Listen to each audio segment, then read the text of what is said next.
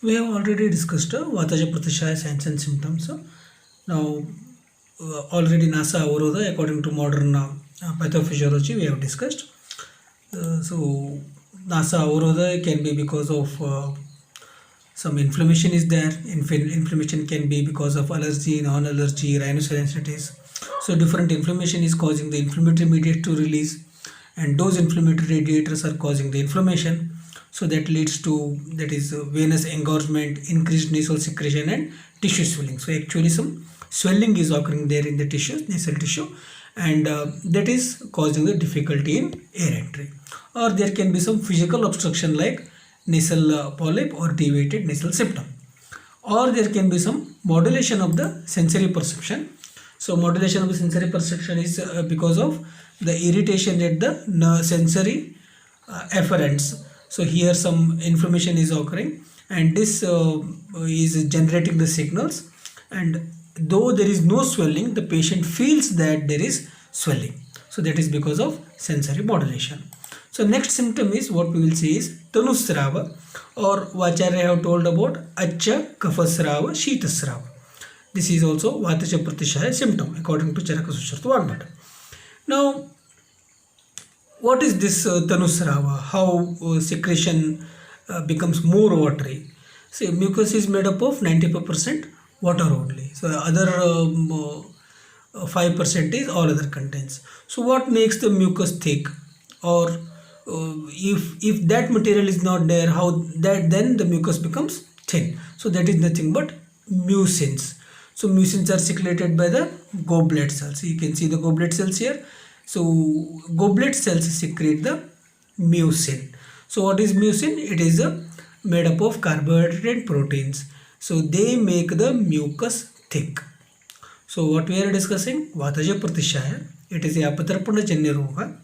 So if carbohydrate protein containing mucins are less, then mucus will become thin and watery. So next symptom is after Tanusrava, Vataja Pratisaya, next symptom is Gala Talu Oshta Shosha. So if as we all know, our mouth is not made for breathing.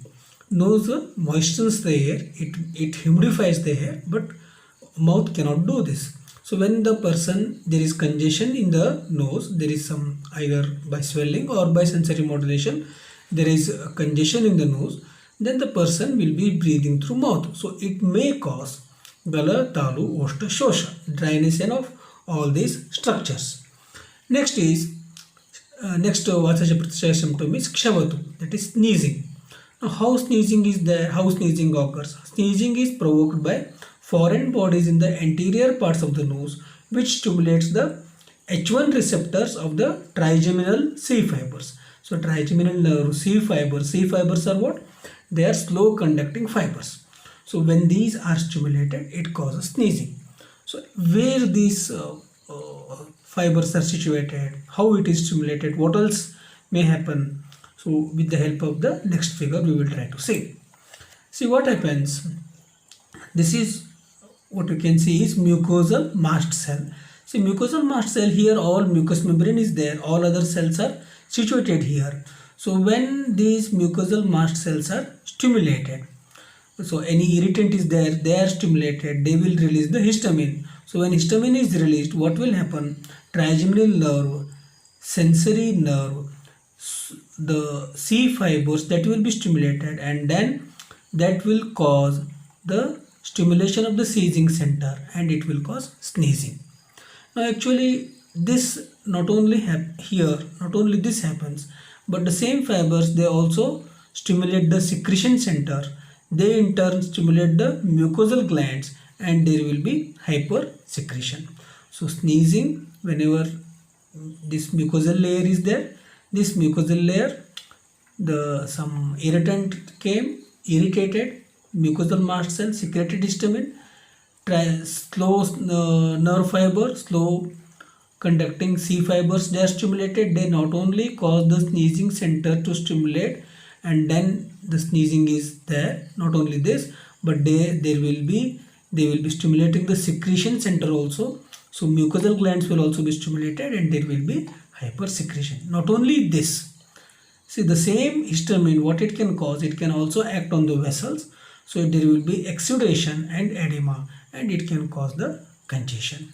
So this is Nasa Avrodha, this is Kshavatu, and this is nothing but hyper excessive secretion is there, Nasa Srav. So to this set of symptoms only Charaka gives the chikitsa. See what should be done. For that Charaka gives the chikitsa. Next Vataja Pratishaya symptom is Todayan, Shanka, Shira and Danta. Infection and inflammation of the sinuses can cause pressure in the forehead and temples. See, this is the nothing but Shanka and Shirashula. So pain is because of infection and inflammation. Now what about Dantashula? Dantashula reasons often presenting as orificial pain. Dantashula, orificial pain. Complaining is because of the pathology of sinuses, salivary gland, ears, eyes, throat, mandibular and maxillary bone.